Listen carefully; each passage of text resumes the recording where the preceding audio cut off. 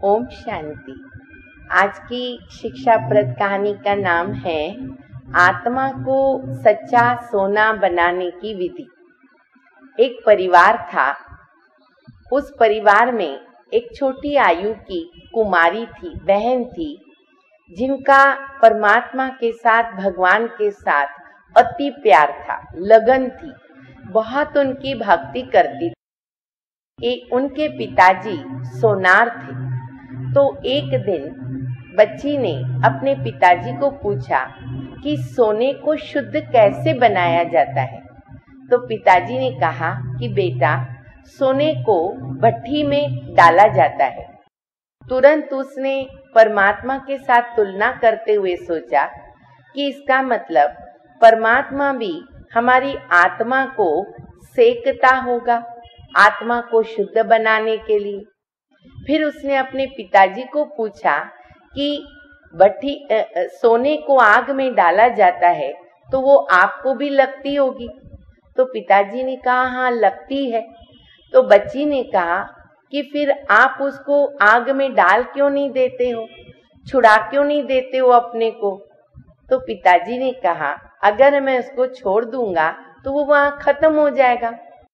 फिर बच्ची ने कहा अच्छा पिताजी, आपको कैसे मालूम पड़ता है कि अब सोना शुद्ध हो गया, पवित्र हो गया।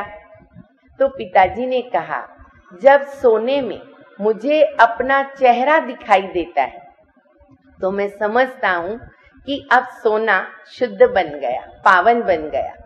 तो इस पर बच्ची का विचार चला और वो प्रभु के लिए मन में ये सोचने लगी कि अगर इसी प्रकार से हमारी आत्मा भी शुद्ध और पवित्र हो, कोई भी प्रकार की उसमें कमी न हो, तो हमारी आत्मा के अंदर भी जरूर परमात्मा को चेहरा दिखाई देता होगा।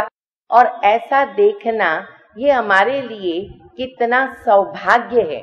ऐसा विचार करती रही कि आत्मा को शुद्ध पवित्र कैसे बनाएं जो परमात्मा को उसमें मेरा चेहरा दिखाई दे।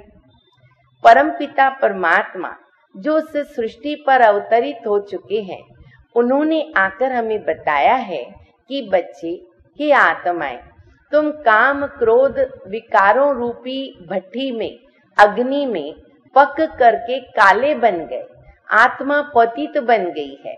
अब तुम ज्ञान और राजयोग की आग में उस चिता पर बैठो तो तुम्हारी आत्मा सच्चा सोना बन जाएगी।